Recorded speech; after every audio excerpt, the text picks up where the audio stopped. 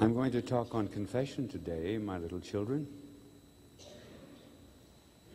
And you are all innocent. You do not need it. So I'll begin the most important part of the talk by telling you some stories about confession.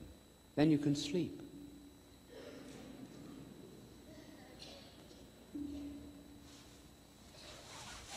Canon Mullen of Scotland told me that he was hearing confessions one evening, and a little boy came to confession.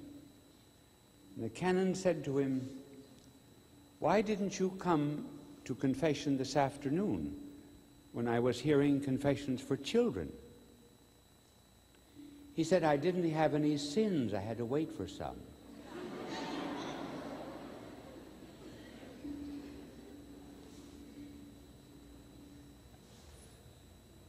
Some lumberjacks in Canada decided to go to confession. They had not been there in a few years. So they sent the bravest of them all in first. And he said, "Father, I've committed every sin a man can commit." "Well, did you ever commit murder?" "No," he said, "that's right. That's one sin I never committed." "Well, you see, you have not examined your conscience properly. Go outside the box and examine your conscience, then come back." So as he stepped out of the box, he saw the long line of lumberjacks outside. He said, "No use tonight, boys, just hearing murder cases."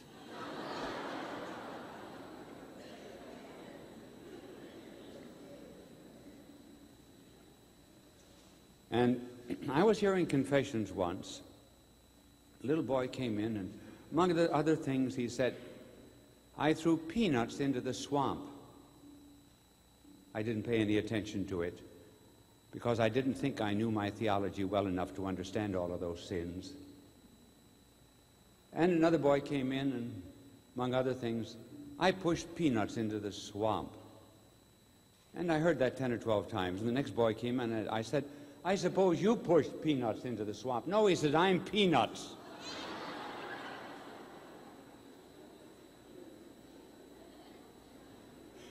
You liked that one, didn't you? Well, we can't be telling you stories all day. So we must get to the older children. And may I begin by telling you that we are living in about the first age in the history of the world that has denied guilt and sin.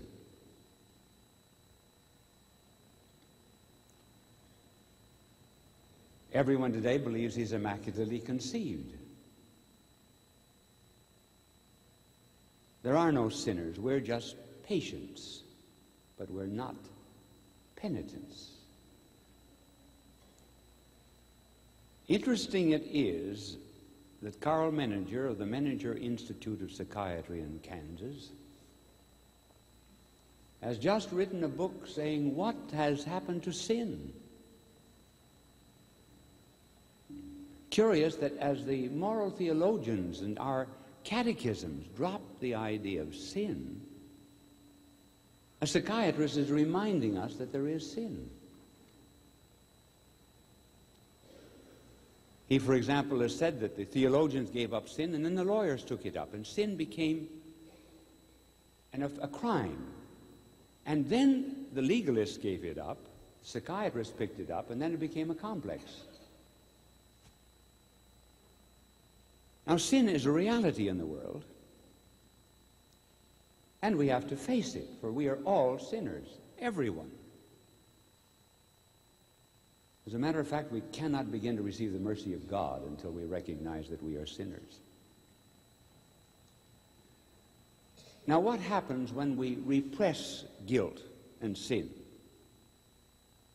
And we do that. Men sin and they pay no attention to it. Same with women. Well, it has a tremendous effect on our mind and sometimes on our body. When we do not bring our sins to the surface and confess them to the good Lord. You have heard of transplants in medicine. A kidney transplant, a heart transplant. And you've often read, too, that the transplant was not effective, or the heart transplant was not effective. Why? Because the body resisted it. There are antibodies in our organism that will not assimilate and take hold of a new organism. Now, our soul is that way. It has antibodies.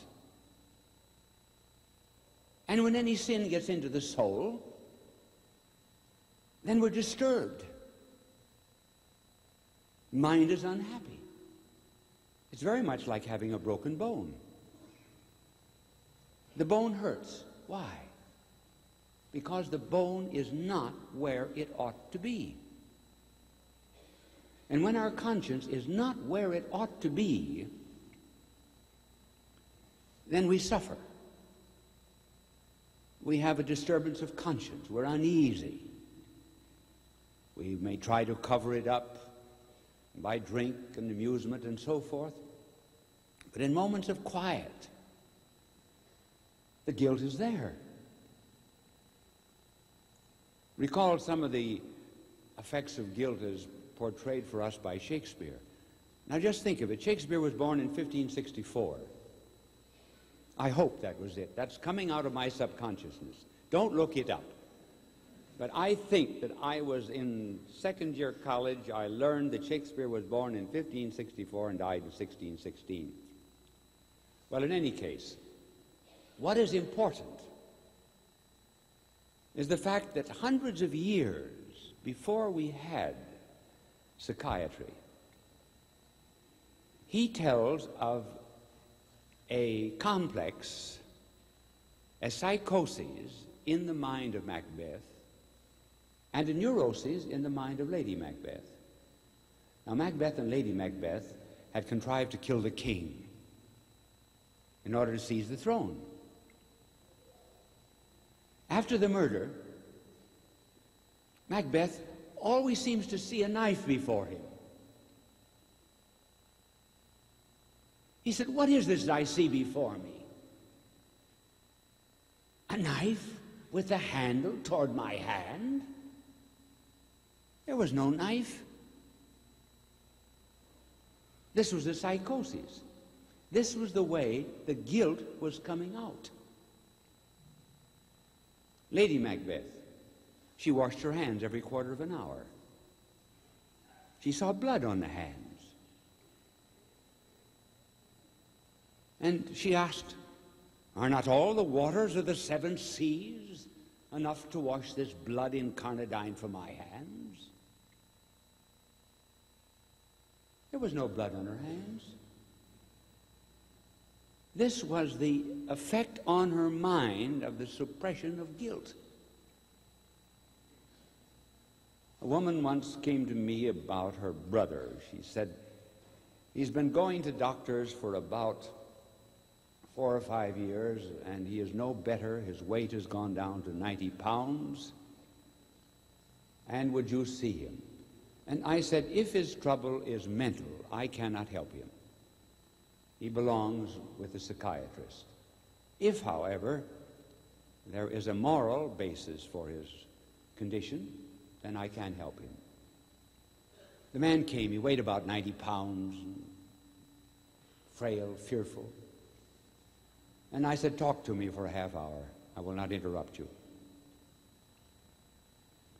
He talked for about 40 minutes. And I said, "How much money did you steal?" He said, "I didn't steal." I said, "How much was it?" He said, "I resent that. I am no thief. I did not steal." "How much was it?" He said, $3,000. He said, "How did you know I stole?" I said, "I didn't know you stole." "Well, why did you ask me?"